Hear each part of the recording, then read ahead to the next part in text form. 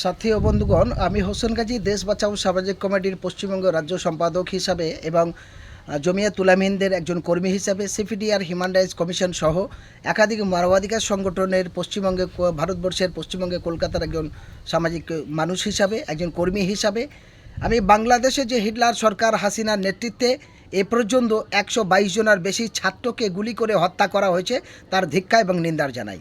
এবং বাংলাদেশের যে শান্তি সংহতি ভেঙে বাংলাদেশে যে উত্তেজিত ভাব তৈরি করেছেন হিটলার হাসিনা সরকারের নেতৃত্বে তার আমরা ধিক্কার এবং নিন্দার তীব্র বিরোধিতা জানাই। অবিলম্বে এই মুহূর্তে বাংলাদেশের শান্তি ফিরতে পারে, সম্প্রীতি ফিরতে পারে, বাংলাদেশের ঐক্য একতার স্বার্থের জন্য হাসিনা বাংলাদেশের যিনি প্রধানমন্ত্রী তাকে ক্ষমা চাওয়া উচিত। এই মুহূর্তে এক্ষুনি ক্ষমা চেয়ে বাংলাদেশের কার্পুজারি তুলে নিলে তবে বাংলাদেশের শান্তি ফিরবে। আমি হোসেন গাজী ভারতবর্ষের পশ্চিমবঙ্গের কলকাতা থেকে কেন এই দাবি করছি? এই দাবি করছি এই কারণেই, ভারতবর্ষের সঙ্গে বাংলাদেশের অনেকটা মিল আছে।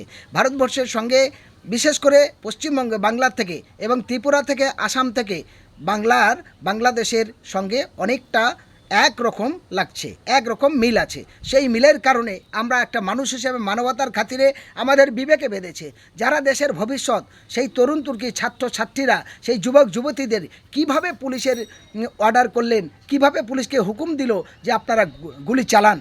যে ছাত্রছাত্রীরা দেশের ভবিষ্যৎ, যে তরুণ তুর্কিরা, যে যুবক যুবতীরা যারা দেশ পরিচালনা করার আগামী দিনের ভবিষ্যতের কথা নিয়ে যারা শিক্ষার উপরে এত জোর দিয়েছে, যারা কর্মস্থান চাকরির জন্য এত দাবি করেছে, তাহলে তারা তাদের ন্যায্য অধিকার নিয়ে আন্দোলন লড়াই করছিলেন।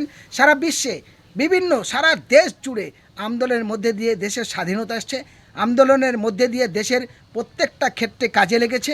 ফলে তারা তাদের গণতান্ত্রিক অধিকার, তাদের শিক্ষা, তাদের কর্মস্থান চাকরির জন্য সঠিক দাবি নিয়ে তারা আন্দোলন করছিলেন। কিন্তু সেই আন্দোলনের রূপরেখা তৈরি করে তাদের ভুল বুঝিয়ে হাসিনা তিনি হিটলারের মতো ব্যবস্থা নিয়ে ছাত্রদের দমাতে গিয়ে, ছাত্রদের ভয় দেখাতে গিয়ে এ পর্যন্ত 122 জনের বেশি মারা গেছে এবং আরও কত মানুষ কী অবস্থায় আছে সেটা খুব কঠিন অবস্থায় সারা বিশ্বে জুড়ে মানুষ দেখছেন।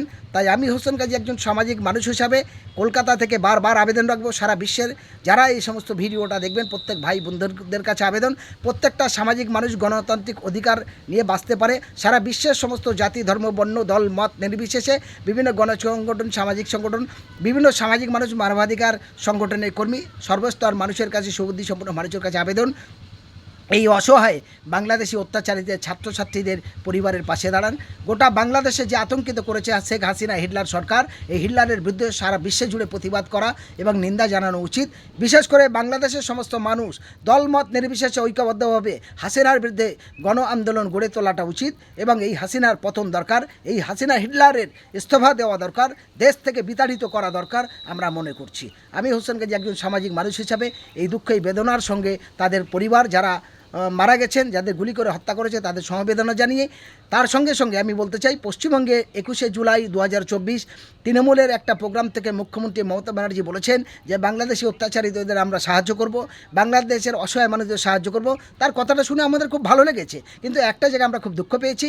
কারণ এই মমতা ব্যানার্জি তিনি পশ্চিমবঙ্গের পুলিশ মন্ত্রী, তিনি মুখ্যমন্ত্রী, তিনি স্বরাষ্ট্রমন্ত্রী, আর এখানে আবু সিদ্দিক একটা 21 বছরের তরুণ তুর্কি ছেলে, তাকে বাড়ি থেকে তুলে নিয়ে গিয়ে পুলিশ মিথ্যা করে চুরির বদনাম দিয়ে লেখিয়ে নিলেন এবং তাকে পিটিয়ে 2টো কিডনি ড্যামেজ করলেন।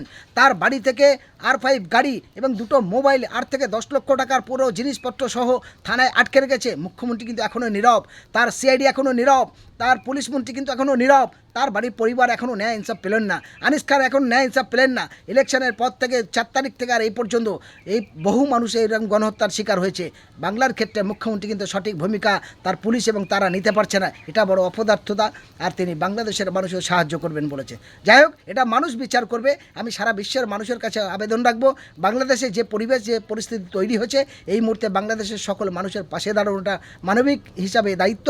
তাই দায়িত্ব নিয়ে আমরা বলতে চাই, বাংলাদেশের হাসিনা এই মুহূর্তে বাংলাদেশের শান্তি ফেরাতে গেলে অবিলম্বে তার ক্ষমা চেয়ে বাংলাদেশের কারফিউ জারি তুলে নেওয়া, 144 তুলে নেওয়া, সকল মানুষের কাছে ক্ষমা চেয়ে সঠিকভাবে দেশটাকে পরিচালনার জন্য আবার তরুণ তুর্কি যারা মারা গেছে তাদের প্রত্যেকটা পরিবারের সমবেদনা জানিয়ে প্রত্যেকের তাদের ক্ষতিপূরণ দিয়ে তাদের চাকরির ব্যবস্থা করা, এই দাবি আমি হোসেন গাজী কলকাতা থেকে রাখছি।